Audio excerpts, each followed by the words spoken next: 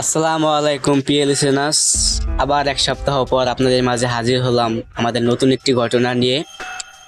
তো আমাদের ঘটনাটি যিনি শেয়ার করবেন তার নাম হচ্ছেন মোহাম্মদ মানিক মিয়া। তিনি এসেছেন ফরিদপুর থেকে আপনাদের মাঝে ঘটনাটি শেয়ার করতে। সবাই আশা করি ভালো আছেন এবং ভালো দলই আছেন। আশা করি মানিক ভাইয়ের পুরো ঘটনাটি মন দিয়ে শুনবেন। তো দেরি না করে আমরা সরাসরি চলে যাব এখন ঘটনাটিতে। আশা করি সবাই শুরু থেকে শেষ পর্যন্ত থাকবেন।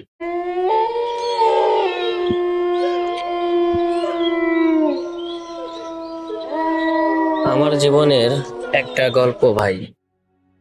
সেদিন ছিল শনিবার সন্ধ্যা, মাগরিব আজান দেওয়ার পর পর আমার চাচাতো বোনের বিয়ে ছিল। তো ওখানে আমি একটা নদীর পাড় ছিল, নদীর পাড়ের তারের উপর দিয়ে যাচ্ছিলাম। সন্ধ্যার আজান দেওয়ার পরে সবাই নামাজ পড়ার চলে যাওয়ার পরে আমি ওখান দিয়ে একটা বিস্কুট খাইতে খাইতে আমার একটা গলায় আহ বিস্কুট খাইতে খাইতে গলায় একটা শার্ট বাজিয়ে আমি অনুষ্ঠান বাড়িতে যাইতেছিলাম। তো ওখান দিয়ে যাওয়ার পরে আমি একটা ফিল অনুভূতি করার পরে ডাইনে বামে হাঁটা চারের উপর দিয়ে যাওয়ার পথে মাঝপথে যাব তার বরাবর আমার হঠাৎ করে গত শিরে ওঠে, এমনকি একদিকে আমার চোখ পড়ে। তো ওখানে ছিল হাঁটু পর্যন্ত একটা পানি ছিল, একটা নদী, একটা গাং খাল বলে বিল। ওখান দিয়ে যাওয়ার পথে ওখানে হঠাৎ করে চোখ পড়ে। তো আমি ওইটা দেখার পরে আমি গতটা এখনো ভাই দেখেন আমার শিরে উঠতেছে। তো ওই জিনিসটা এতটাই ভয়ঙ্কর ছিল যে ওটাই আমার জীবনের একটা খুব খারাপ একটা জিনিস ছিল। আমি ওখানে দেখি একটা সাদা একটা শাড়ি পরা একটা মেয়ে বসে আছে নদীর পাড়ে। তো দেখার পরে আমি সাহস করে, গত রাত কাঁপতাছিল তখন আমি সাহস করে বলছি, কে ওখানে এত রাতে সন্ধ্যার সময়? এই কথা বলার পরে সে আমার কথার কোনো উত্তর দিল না দেওয়াতে আমি তাকে আবার ডাক দেওয়ার পরে সে এখান থেকে হঠাৎ করে আমি আমার সামনের দিকে তাকায়া ওদিকে আবার তাকাইছি, পরে দেখে ওখানে নাই, সে ওখান থেকে চলে গেছে। তো ওটা দেখার পরে আমার গতটা আরো শিহরে উঠে ওখানে আমি একটু ভয় পেয়ে আমি চার থেকে পড়ে যাওয়ার পরে ওখানে হাঁটে করে পানি ছিল। তো ওখান থেকে আমি কষ্ট করে আবার উঠছি। ওইটা ওপার যাওয়ার পরে আবার চার পারে মাছ পথে যাওয়ার পরে দেখি ওপারে চারের শেষ শেষটেও না লাস্টেও না, মাঝামাঝি দাঁড়ায় রয়েছে। পরে এখন আমি যদি হাঁটা ধরি সে হাঁটা ধরে, আমি যদি পিছন দিকে আসা ধরি পিছন দিকে আসে, সে আমার পথ ছাড়তেছে না, ঠিক আছে। তো হঠাৎ করে আমার এখন একটা মনের ভিতরে একটা অন্যরকম একটা ফিল হলো কি, যদি আমি হাঁটা ধরে আমার আগে আগে হাঁটা ধরে যেহেতু, তাহলে আমি বিয়ে বাড়ির দিকে যাব, যেহেতু ওখানে বিয়ে বাড়ির আগে কোনো লোক থাকতে পারে। তো মনে করেন যে আমি মনে অনেক ভয়, তখন আমার খুব খুঁড়ে লাগে, কাঁপতে কাঁপতে আমি পড়েই যাচ্ছিলাম প্রায়। আমি খুব ভয় পেয়েছিলাম ওই দিনটা। তো মনে করেন আমি যাচ্ছিলাম তো ওখানে ও হাঁটার ছিল। বিয়ে বাড়ি যাওয়ার ধরেন প্রায় 50 থেকে 100 হাত দূরে ও হঠাৎ করে দাঁড়ায় যায়। আমিও দাঁড়ায় যাই ভয়তে। দাঁড়ায় যাওয়ার পরে ও আমার পিছনের থেকে সামনের লোকটা যখন আমার দেখায়, তখন ওটা আমার দেখার মতো ছিল না, খুব ভয়ঙ্কর ছিল চেহারাটা। তো ওটা ছিল একটা মেয়ে। তো ওই দিনকে ওখানে আমি ঘুরে পড়ে যাই, মাথা ঘুরে পড়ে যাওয়ার পরে 10 থেকে 15 মিনিট আনুমানিক হবে এরকম পরে আমার জ্ঞান ফেরার পরে আমি যখন ওখান থেকে দৌড়ে আমি বিয়ে বাড়ির দিকে চলে যাই। আমাদের কিছু গ্রামের লোক ছিল, মুরব্বি বসা ছিল, তাদের কাছে বলার পরে তারা আমাকে বাসায় দিয়ে আসে। তো দিয়ে আসার পরে ওই দিনকে আমার খুব জ্বর হওয়ার পর আমার মা অনেক ঝাড়া পোষা, অনেক কবিরাজ ডাক্তার দেখাইছে, কিন্তু ওই জ্বরটা আমার অনেক দিন মতো ভাই ভোগাইছে। তো ওর মাঝখানে তার 3 দিন পরে আবার একদিন দুপুর বেলা আমি আমার আব্বু একজন কৃষি কাজ করে, তাকে ডাকার জন্য দুপুরে খাবার খায় নাই। তখন 10টা সকালে খাবার নাস্তা খাইতে আসে নাই বলে আমি যাইতেছিলাম ওই চারের উপর দিয়ে। তখন আনুমানিক 12:30 বাজে। আমি চারের পথে যাওয়ার পরে চারের ঘুরে যখন গেছি, তখন দেখি একটা আম গাছ আছে আমাদের ওখানে, একটা ঘন বসতি বাগান। ওই চারের গোড়টা অনেক ভয়ঙ্কর একটা জায়গা, নিলিবিলি। তো মনে করেন ওই আম গাছের গোড়ে একটা মেয়ে দাঁড়ায় রয়েছে, অনেক সুন্দর একটা বিয়ের সাথে শাড়ি পরে। সে আমার দিকে লক্ষ্য করে সে কাঁদতাছে। যতই আমি একটু জ্বালা তার অন্যদিকে হাঁটা ধরি, তখন তার কান্নার আওয়াজটা বাড়ে। তো হঠাৎ করে বাড়ার পরে সে আমাকে নিয়ে গেল। সে আমাকে মানে সরি, আমি তখন ওইটা দেখে আমি তাড়াতাড়ি করে হাঁটা ধরছি আমার আব্বুর ওদিকে, যাতে আমি যাইতে পারি তাড়াতাড়ি, যাতে আমার কোনো ক্ষতি না করতে পারে। তো তখন পুরোপুরি দুপুর বেলা ছিল তো ভাই, তখন মনে করেন আমি নিজে মানে ওই দিনকার মতো ওই জিনিসটা আমার মনে পড়ছে। মনে পড়াতে আমি আরো বেশি ঘাবড়াই গেছি যে এখন কি হবে, আমাকে যদি কিছু মেরে ফেলে বা আসার বিষয়, আমি অনেক ঘাবড়াই গেছি। তখন আমার বয়স আনুমানিক 17 বছর এরকম হবে। তো মনে করেন আমি হাঁটা দেওয়ার পরে ও আমার পিছন ছাড়ে নাই, না ছাড়াতে হঠাৎ করে আমি ভয়ে মাটিতে অজ্ঞান হয়ে যায়। আবার অজ্ঞান হয়ে যাওয়ার পরে আমি জ্ঞান যখন ফিরলো, তখন দেখলাম আমি আম গাছের উপরে আনুমানিক ওখান দিয়ে আমার নিচ দিয়ে সবাই যাইতাছে আইতাছে, চার পার হইতাছে, একা একা অনেকে যাইতাছে আইতাছে, আমার ভাই ব্রাদার যাইতাছে, কিন্তু আমি তাদেরকে ডাক দিতেছে, আমি বলতেছি আমাকে বাঁচান, আমি এখানে কেন, এটা সেটা অনেক জন চিল্লাচিল্লি করতেছি, প্রায় আনুমানিক 10 মিনিট পর্যন্ত চিল্লাচিল্লি করছি, কিন্তু আমার কথার আওয়াজ বা আশায় বিষয়ে কোনো রিপ্লাই আমি পাই নাই বা তারা আমাকে দেখে নাই। না দেখাতে কিছুক্ষণ পরে আজান দিয়ে দিছে।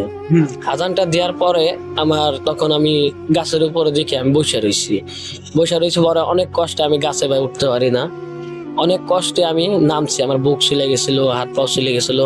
পরে আমি নামছি, আমি ওই অবস্থা ওখান থেকে দৌড়ে আমি চলে গেছি বাসায় যে আমার আম্মুকে ঘটনাটা পুরো বলার পরে, তো ওই ঘটনাটা বলার পরে থেকে আমার জীবনে অনেকগুলো কাহিনী ঘটে গেছে।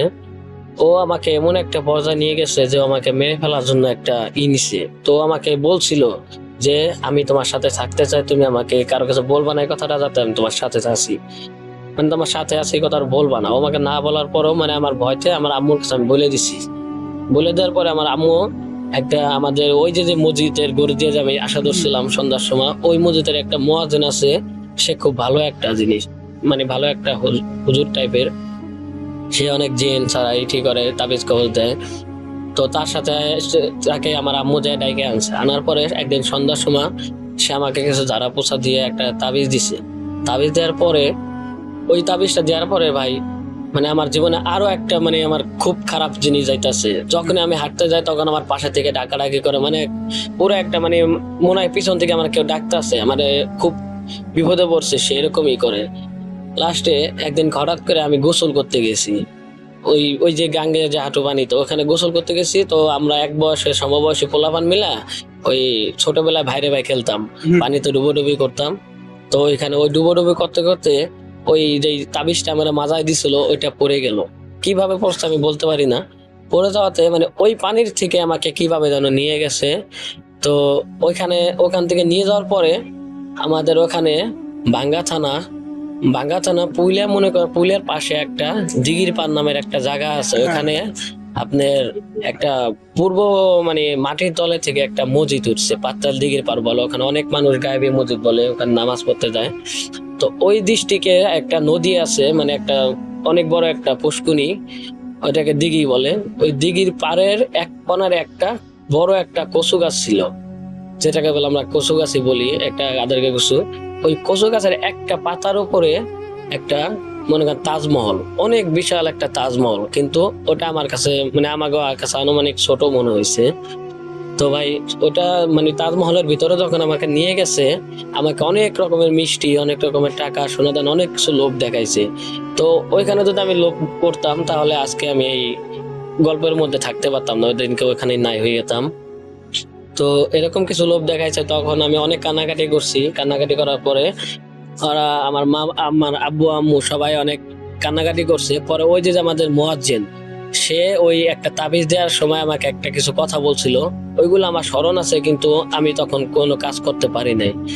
তো ওই আমাদের যে মুয়াজ্জিন, সে অনেক কিছু করার পরে, আশায় বিষয় ঠিক করার পরে, ধ্যানে বসার পরে, মানে একটা কি জানি তার কোরআনে আয়াত দিয়ে একটা করছিল, করার পর আমাকে স্মরণ করছে। সে স্মরণ করার পর আমাকে পাওয়ার পরে ওখান থেকে আমি পড়ে গেছি। পড়ে যা দেখি আমি দিঘির পাড়ের এক কোনায়, আমি সময় মানে হাওয়ায় একটা তাল গাছের, ছোট একটা তাল গাছ, সেটার উপরে মানে এর উপরে আমি শুয়ে আছি। এখন আমি দেখি নাই, মানে আমাকে নামানোর পরে কিছু লোক বলছে আমার জ্ঞান ফেরার পরে। তো ওখানে আমি তারা আমাকে নামাই নিচে রাখার আনুমানিক আধা ঘন্টা 1 ঘন্টা পর আমার জ্ঞান ফিরছে। ফেরার পর আমাকে পরিচয় জিজ্ঞেস করছে, আসার বিষয় সবকিছু আমি বলার পরে আমার আম্মুর ফোন নাম্বার দিছি। পরে আমার আম্মুকে ফোন দিয়ে পরে ওই দিঘির পার, পাতল দিঘির পার মসজিদের ওখান থেকে আমাকে বাসায় নিয়ে গেছে।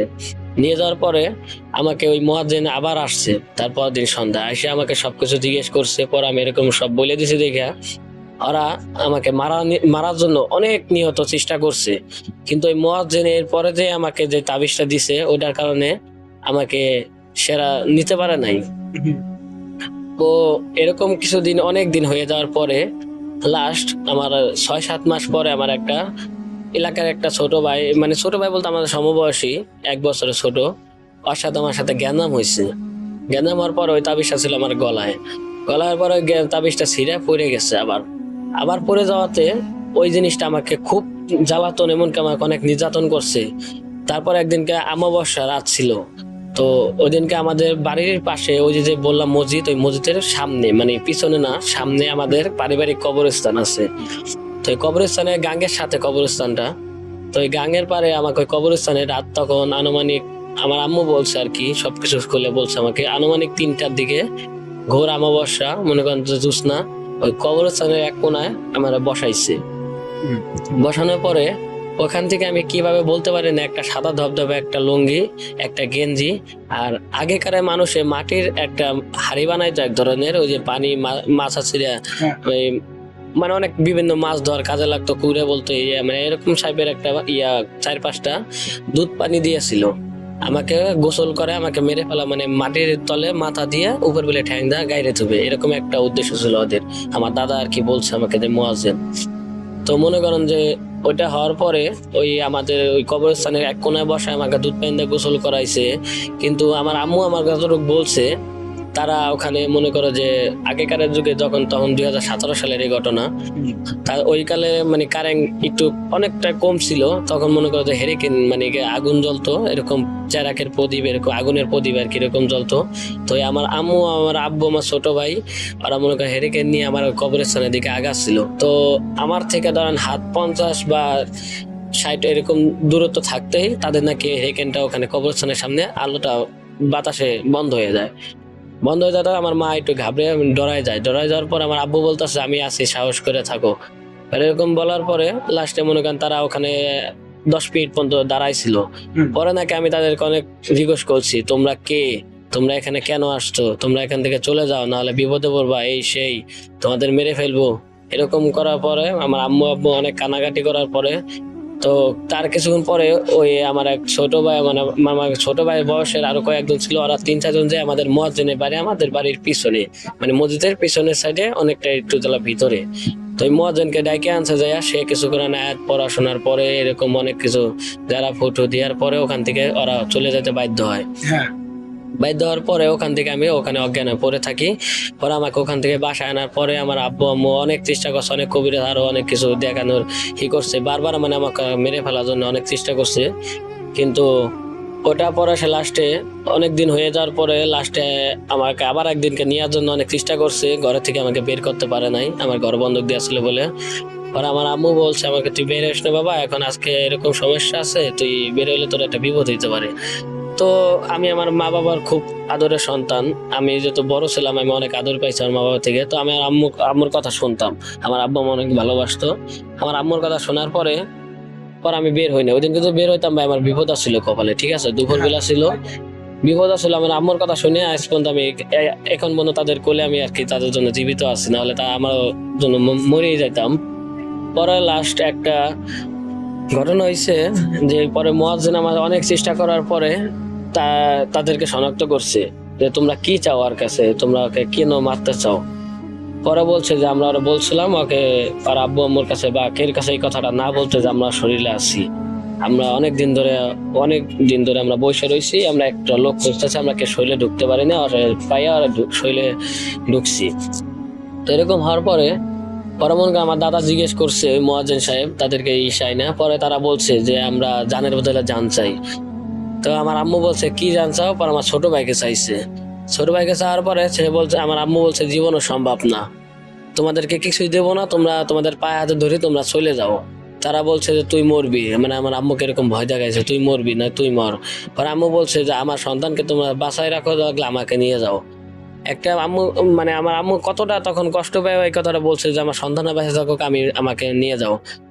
তো ওখানে আমার না পরে আমার দাদা বলছে রাখ, তোদের ব্যবস্থা আমি করতেছি, আজকে তোদেরকে আমি মেরে ফেলবো, এরকম একটা কথা বলার পরে ওরা হাসাহাসি শুরু করছে। হাসাহাসি শুরু করার পরে লাস্ট পর্যায়ে আমার আম্মু বলছে যে তোমরা কি চাও সেটা আমাকে বলো, আমি সেটা দিতে দেখি আমি করতে পারি কিনা। অনেক কোন পারে ঘন্টা 4-5 হয়ে যায়, ওরা যায় না ছাড়ে না, এই করে না সেই করে না। মেলাক্ষণ পরে অনেকক্ষণ পরে আব্বু আম্মু কান্নাকাটি করার পরে মুয়াজ্জিন অনেক রিকোয়েস্ট করার পরে ওরা বলছে যা, অমুক অমাবস্যা পূর্ণিমা রাতে একটা ছাগল দিয়া যাবি, ছাগলের রক্ত আমরা খাই, আমরা চলে যাব। কিভাবে চলে যাবো? আমার দাদা বলছে তোরা তো মিথ্যা বলস, তোরা এরকম যাওয়ার লোক না, কি করলে কি প্রমাণ পাইলে তোরা যাবে, এরকম একটা আমার দিয়া যা। পরে লাস্ট মনে করেন যে আমাদের বাড়ির ওই যে আম গাছটা বলছিলাম, ওরকম বলছে যে যা, এই গাছে যখন থাকি আমরা, এই গাছের ডালটাই ভেঙে দিয়ে আমরা চলে যাবো এই দিক দিয়ে। কোন দিকে যাবো? উত্তর দক্ষিণ পশ্চিম কোন দিকে যাবি? আমাদের যেদিকে ইচ্ছা, তোর কাছে বলে দিতে হবে। তো ওই আম গাছটাই বরাবর আমাদের মানে ওই গাঙের ওই পাশে একটা বিল ছিল, বিরাট বড় বিল। তো এখানে ফরিদপুর জেলা ভাঙ্গা থানা কাউলোবাড়া ইউনিয়ন তুজারপুর নামের একটা গ্রামের একটা মোটা গ্রামের একটা খুব বড় একটা বিল আছে। ওখানে আমাদের এয়ারপোর্ট হওয়ার কথা ছিল, 2015 সাল থেকে অনেক উদ্যোগ নিয়েছিল শেখ হাসিনা। তো মনে করেন যে ওখানে হইতে পারে নাই, পরে লাস্টে অন্য জায়গায় নিয়েছে, চট্টগ্রাম না কই যেন একটা নিয়ে গেছে। তো আমরা খুব আতঙ্কে ছিলাম। তো ওইখানে ওই বিলের পারে একটা কাউলোপাড়া যে যাওয়ার, যে বগাইল দিয়ে যে কাউলোপাড়া যাওয়ার একটা রোড ছিল, ওখানে অনেক পুরানো একটা বট গাছ, 100 বছরের উপরে হবে আনুমানিক, দাদা মাথাতে মানে শুনছি আমি গল্পে। তো ওই বট গাছে যাবে নাকি ওরা, এরকম একটা বলে গেছে যে এই ডাল ভাঙে আমরা এই সোজা চলে যাব, তার মানে বট গাছের দিকে যাবে।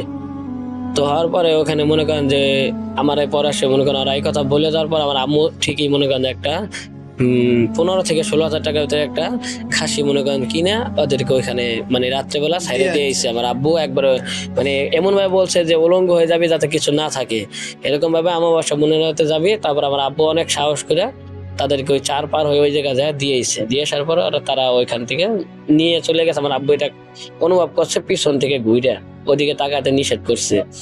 বড় মনে করেন ঘুরে নিয়ে গেছে, কিন্তু ছাগলটা এরকম একটা আওয়াজ করছে মনে হইতেছে এক কোবদা গলা কাটে লাইলো, এরকম একটা আওয়াজ করছে ছাগলটায়। পরে মনে করেন ওরা কি করছে না করছে আব্বু জানে না, পরে আব্বু চলে আইছে। তো বহুত দিন পরে আমার একটা নিয়ম দিছিল আমার ওই দাদায়, যে নিয়ে এই জিনিসটা তুমি ভুলেও কোনো সময় করবা না। ওরা যেদিকে গেছে ওই দিক দিয়ে আমাকে বলছিল ওই বাগানটার ভিতরে তুমি কোনো সময় পা রাখবা না, দ্বিতীয়ত তোমার সাথে যে তাবিজ থাকা সত্ত্বে তুমি কোনো মরা বাড়িতে যেতে পারবা না। তো আমার সবারই জীবনে একটা খুব ক্লোজ একটা বন্ধু থাকে, তো আমার ওরকম জীবনে একটা ক্লোজ বন্ধু ছিল। তো ওই বন্ধুটা আমার বাইক অ্যাক্সিডেন্ট করে মারা যায়, তখন আমার বয়স 20 বছর। ওই মারা যাওয়ার পরে আমি ওকে নিজে হাসপাতালে নিয়ে আমি বাঁচাতে পারি না। মারা যাওয়ার পর ওর বাড়িতে যায় জানাজা দিতে গেছি, আমার ওইটা স্মরণ নাই যে আমাকে মরা বাড়ি যেতে নিষেধ করছে, অনেক বছর হয়ে যায়, প্রায় 4-5 বছর হয়ে গেছে না, মনে নাই।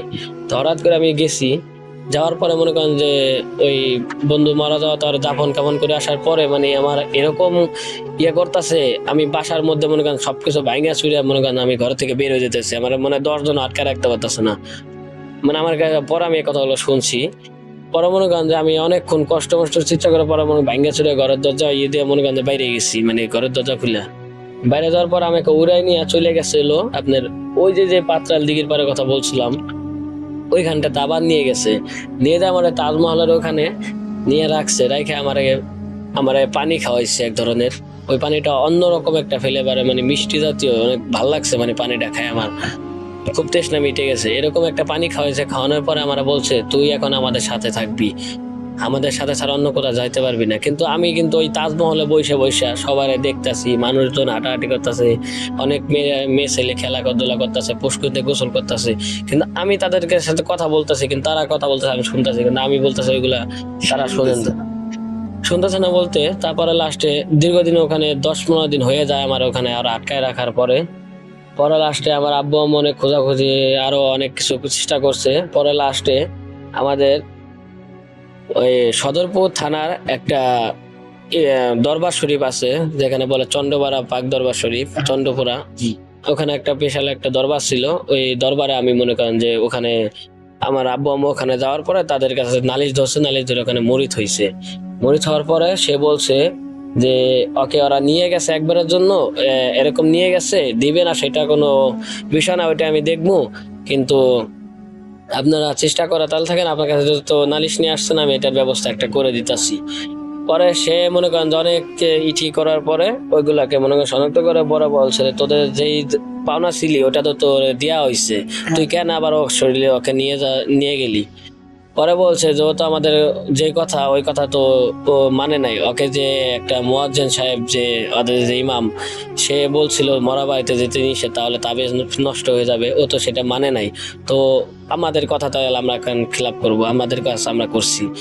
পরে বলছে যে যাক ও ভুল করছে, ছোট মানুষ বুঝে নাই, আর মনের ভুল হয়েছে, তোরা ওকে ছাইড়া দিয়ে, ওর বাপ মা ও একটা একমাত্র ছেলে, ও ওর বাপ মা না হলে ওর একসাথে 3টা কবরে খোঁচা লাগবে, তোরা যদি ওরা কিছু করে ফেলাস তাহলে ছেড়ে দে।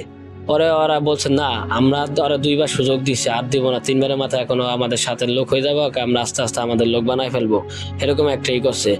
পরে মনে করেন যে সে আমাকে ওখানে মানে ওই যে দিঘির পার ওখান থেকে আমাকে ওই জেন সহকারে আমাকে নিয়ে যাওয়া হয়েছে দরবারের মধ্যে। তো দরবারের মধ্যে দেখলাম আমি ভাই প্রথম ওই দরবারে যখন আমি দরবারের একটা সীমানা আছে, সীমানার মধ্যে যখন আমি পাও রাখছি তখন আমি পুরোপুরি মানে একটা স্বাভাবিক মানুষ। কিন্তু এই যখন আমাকে নিয়ে যাওয়া হয়েছিল ওখান দিয়ে, মনে হচ্ছে গাড়ির ড্রাইভার যে কি যে একটা ভয়ে আসছিল, সে বলছে আমি নিয়ে যাই ডাইনে যাই একটা গাড়ি বামে, মানে এরকম একটা অ্যাক্সিডেন্ট আর মানে একটা আপনি ওখানে গন্তব্যস্থানে আপনাকে যাইতে দেবে না, অনেক একটা মানে হস্তে করছে ওরা আমার সাথে। তখন আমি খুব খারাপ একটা তখন আমি মানে হুড়োহুড়ি অনেক কিছু করছি, কিন্তু আমার আব্বু আম্মু আমার চাচাতো ভাই আরো অনেকজন ছিল আমাদের সাথে। ওরা যখন আমাকে জোর করে মনে করেন ধরে ওই এখানে একটা পাও রেখে পরের পাওটা যখন দিছি, তখন আমি কিচ্ছু মনে নাই, সোজা কথা। ঠিক আছে, তখন আমার শরীরটা ছাইড়া দিছে, অনেক দুর্বল, গত রাত অনেক প্রচুর ব্যথা ভাই, মনে হইতেছে আমার 10-15 জনের বাইরে মনে করেন ওখানে থুয়ে আইছে। এরকম হয়েছে পরে আমি যখন তাদের বারে বসে মানে একটা হুজুরে যখন বইছি, তখন আমার কাছে সব জিজ্ঞেস করছে, তখন আমার কিছু মনে নাই, আমি বলতে পারি নাই। পরে সে আমাকে দেওয়ার পরে অনেক কিছু ধৈর্য কপালে সবকিছু দেখছে, দেখার পরে বলছে যে জ্বর শরীরে অনেক সমস্যা, ওরা তো ওখানে সহজে ছাড়বে না, তো এখন কি করা যায় সেটা আমি দেখতেছি। তো ওদেরকে অনেক রিকোয়েস্ট করছে, অনেক কিছু জিজ্ঞেস করছে, ওরা তো কোনো মতে 3বারের মাথায় ছাড়বে না, আমাকে না মেরে ফেলবে আর নাহলে ওরা নিয়ে যাবে, দুটোর একটা অপশন দিচ্ছে। পরে লাস্টে এক কথা দুই কথা মনে করেন লাস্ট পর্যন্ত মনে করেন লাস্ট ওই জিনগুলাকে বলছে যে আমি তোরে মেরে ফেলবো, তোরা যদি ওরা না ছাড়ো ওরে মরার মানে মানব পাইছে থাকবে, জিন মরে যাবে, এরকম একটা দিচ্ছে সে। সে বলছে তোরা যদি আমাকে ওরা মানে বদ জেনে একটা ছিল, তো বলছে আমরা যদি পারেন মেরে ফেলেন, দেখি আপনার কতটুকু শক্তি। পরে লাস্ট পর্যায়ে ওখানে মনে করেন যে তার সাথে অনেক তক্কাতক্কি অনেক কিছু হয়েছে। লাস্টে আমার আম্মুকে আমার স্বাস্থ্য বন্ধুদেরকে বলছে আপনারা বের হয়ে যান। বের হয়ে যাওয়ার পর আমার আব্বু আমার স্বাস্থ্য ভাই সবাই বলছে ওরা ধরেন। ধরছে পরে সে অনেকক্ষণ চেষ্টা করার পরে একজন আলেম, সে একজন মানে ওখানে তাদের পীর বলা হয়, সে পর্যন্ত মনে করেন চেষ্টা করছে, তারপর ওরা আমার ছাড়তে চায় নাই, এতটা গভীরে চলে গেছিলাম আমি। তো মনে করেন লাস্টে পর্যায়ে জেনটা আমাকে মানে ওরা এমন একটা ভয়ঙ্কর চেহারা ছিল, ওইটা ছিল মেয়ে মেয়ে মানুষ আমার শরীরে মানে আমার সাথে শারীরিক সম্পর্ক মানে আমাকে বিয়ে করার জন্য, এরকম একটা উদ্দেশ্য ছিল আর কি, আনুমানিক ধারণা করি। তো মনে করেন আমাকে অনেক মানে ওরা অনেক অত্যাচার করছে, কিন্তু ও যাইতে চাই না। লাস্ট 14 পুরুষ সহকারে ডাকছে ওরে, তারা অনেক রিকোয়েস্ট করছে, তাও ও যাবে না আমাকে ছাইরা, আমাকে খুব পছন্দ করছে। তো মনে করেন যে লাস্ট পর্যন্ত আমাকে ছাড়ে না। এক পর্যায়ে ও মনে করেন আমার শরীরের থেকে পরে কোনো রকম বন্ধক দিয়ে ওকে মনে করেন সরাই ফেলার পরে ওই দিনকাই আমাদের একটা ছোটখাটো একটা মিলাদ ছিল। আমার এক দাদি, স্বাস্থ্য দাদি, তাদের বাসা আমার বাড়ি থেকে অন্য জায়গায় মানে পুরান বাড়ি, নতুন বাড়ি করছে পুরান বাড়ি থেকে, তা আমরা পুরান বাড়ি ছিলাম। তো এখান থেকে যাওয়ার সময় অনেক একটু বাঁশঝোপে নিচ দিয়ে যাইতে হয়, একটু বাগান আছে, মেহগুনি গাছের বাগানটা পের হলে 2-3টা বাড়ির পরে তাদের বাড়ি।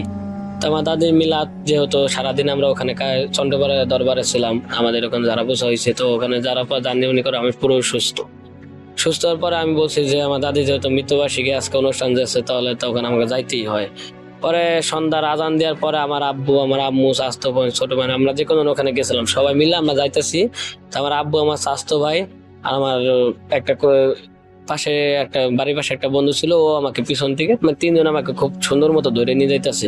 মনে হচ্ছে আমি অসুস্থ, কিন্তু আমি কিন্তু সুস্থ। আমি বলতেছি ছাড়েন, আমি যাইতে পারবো, সমস্যা না। আব্বুরে বলছি, তা আব্বু তারপরে বলছে না, তোমার ছাড়া দরকার না, তুমি চলো। পরে এক কথা দুই কথা ওইভাবে নিয়ে যাইতেছে। হঠাৎ করে ওই বাড়ি থেকে আমি খাওয়া দাওয়া করার পরে আমার বাথরুমে চাপ দিছে। বাথরুমে চাপ দেওয়ার পর আমি বাথরুমে গেছি।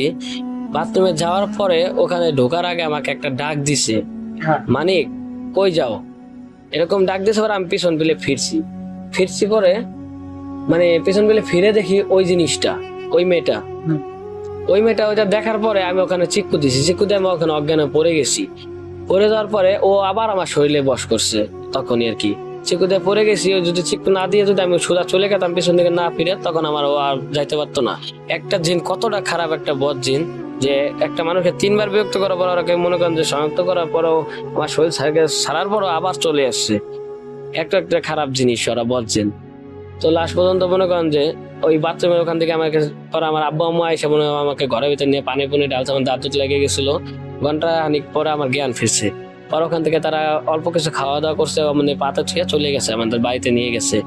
নিয়ে যাওয়ার পরে আমি মনে করেন শূন্য, আমি আনুমানিক বলে 3 থেকে 4 রাত উপরে উঠে যাই শূন্যে, ঠিক আছে। আমি খুব উত্তেজিত, ছোটাছুটি, চোখ বন্ধ করে, মানে এরকম ঘুমের মাতাল, মনে হয় ঘুমের মাতাল স্বপ্ন যেরকম মানুষ হাঁটা চলা করে ওরকম বলে করছি। বড় মনে করেন আমাকে অনেক আব্বু আম্মু আল্লাহ আমার একটা এখন তো সন্তান, এখন কি হবে, এরকম কি নিয়ে এত যন্ত্রণা দিতেছে সেই তারা বলে খুব কান্নাকাটি করছে। এগুলো সব পরে আমি শুনছি গল্পে, আমার আব্বু আম্মু পরে বলছে একদিন আমাকে। পরে মনে করেন আমাকে নিয়ে যাবে পরে ওই মেয়েটা হঠাৎ করে আমাদের চালের উপরে প্রচুর পরিমাণে মনে হয় কি বৃষ্টি নামতেছে ভাই, এক ধরনের যেমন বজ্রপাতে যে শিল পরে যেরকম একটা টিনের পরে না বড় বড় খান্ডা, ওরকম ইটা লাগাইতেছে, খুব আওয়াজ হইতাছে, বিকট আওয়াজ হইতাছে। সন্ধ্যা তো হয়ে গেছে তখন, তো সন্ধ্যা হয়ে গেছে পরে ওখানে বিকট আওয়াজ হওয়ার পরে হঠাৎ করে আমাকে মনে করেন যে তাদেরকে ঝাড়ে দিয়ে ফালায় আমাকে নিয়ে যাওয়া হয়েছে, নিয়ে যাওয়া আমার বাসার আগে উঠেছে। বাসার আগে উঠাইছে পরে এখন আমি মেয়ে কণ্ঠে বলতাছি যে আমার আশা বাদ দিয়ে দাও, আমি আর এখানে আসবো না, আমি এখন সারা জীবনের জন্য চলে গেলাম, বিদায়, বাই বাই। এরকম একটা মানে একটা করে আমার মা বাবা থেকে করছে। কিন্তু আমার মা তো মা, সে তো কোনোদিন চায় না তার কোনো সন্তানের কোনো বিপদ হোক। সে ওই যত দূর মারছে মনে করেন এদিক ওদিক দৌড়াদৌড়ি করছে, আবার সেই পাঁচাল দিঘির পার মসজিদের ওদিকে গেছে। কিন্তু ওদের ওই একটা স্থান ওই পাঁচাল দিঘির পার, ওখানে একটা ওই বললাম না একটা তাজমহল, ওই তাজমহল স্বর্ণের তাজমহল, একটা কচু পাতার উপরে, ওইখানে আমার আম্মু যায় অনেক কান্নাকাটি। আর ওখানে ওই যেই গায়েবী মসজিদ উঠছে, ওইখানের একজন ইমাম সাহেব আসিল, সে বলছে যে এইটা তো একটা গায়েবী মসজিদ, এখানে তো জিন ছাড়া, এটা তো আল্লাহর ই ছাড়া তো উঠে না। তো সে বলছে যে আমি এই জিনিসটা দেখতেছি, আমি ওদের দেখতে পাইতাছি, কিন্তু তোমার ছেলের কোনো ক্ষতি করে নাই, ও একটা মেয়ে বদজিন, তো মনে করো যে বদজিন হওয়াতে ও তো তোমার ছেলের সাথে থাকতে চায় সারা জীবন, ওকে বিয়ে মানে এরকম একটা শারীরিক সম্পর্ক চায়। তো এখন আমার মা বলতেছে যে জিন আর ইনসান, মানে ইনসান মানে মানুষ আর জিন তো জিনই, তাদের মাঝে তো কোনো সময় মিলন হতে পারে না, এটা অসম্ভব। আপনি যেভাবে পারেন আমার ছেলেটাকে আমাকে খুলে ফিরিয়ে দেন। পর আমার আম্মু অনেক ঠিক করার পরে মানত করার পরে ওখানে কিছু একমত দেওয়া হয়েছে কিনা আমি জানি না, সঠিকভাবে আমি জানি না। তারপরে মনে করো ওখানে ইমাম সাহেব বলছে যে আমি ওদেরকে বশ করতেছি, বশ করার পরে আমাদের আওতার মধ্যে আনার পরে আমি দেখতেছি ওদের কি করা যায়। তো ওখানে অনেক ভালো মন্দ ছোট বড় সব জিনিস বলে থাকে, তো মসজিদে নামাজ পড়ে আমি ওটা শুনছি। তো মনে করেন যে সে হুজুরের কথা মতো ওই মেয়েটা অনেক মানে একটা, আমরা যেরকম একটা মেয়েকে ভালোবাসলে সহজে তো তাকে ছেড়ে দিই না, ফ্যামিলি সমস্যার কারণে ছেড়ে দিই, তো ওই মেয়েটা আমাকে ছাড়বে না, ও আমাকে সাথে করে রাখবে। কিন্তু আমি মনে করেন যে লাস্ট পর্যন্ত হুজুরটা অনেক কষ্ট করে আমাকে আবার এনে দিচ্ছে আমার মার কাছে। অনেক কিছু ইটি করার পরে ওই জিনটাকে লাস্ট পর্যন্ত ওই বদজনটাকে মানে বোতলে বন্দি করছে হুজুরে, বন্দি করে 5 থেকে 10 হাত মাটি ঘুরছে, ঘোরার পরে ওইখানে মাটি মানে চাপা দিছে। চাপা দেওয়ার পরে আমি নিজের চোখে দেখছি। তো হুজুরটাকে যখন চাপা দিয়ে যখন আইছে তখন বলতেছে আপনারা, আমি যখন ওকে দিকে যাবো ওই বট গাছের নিচে যখন গাড়বো ওকে, তখন আমার মানে ওখানে আমি একলা যাওয়ার পর আমি যে ওদিকে থেকে যে ফিরবো, তখন আপনারা ওদিকে ফিরবেন, আপনার এদিকে তাকাবেন না। তো না তাকানোতে মানে তখন আমি করে ওইখান দিয়ে হুজুরের এটা গাড়িটা চলে আসতেছে। তো এরকম ভাবে মনে হইতেছে আমার পিছন থেকে আমার মা আমার মারে মানে ধরে নিয়ে চলে গেছে।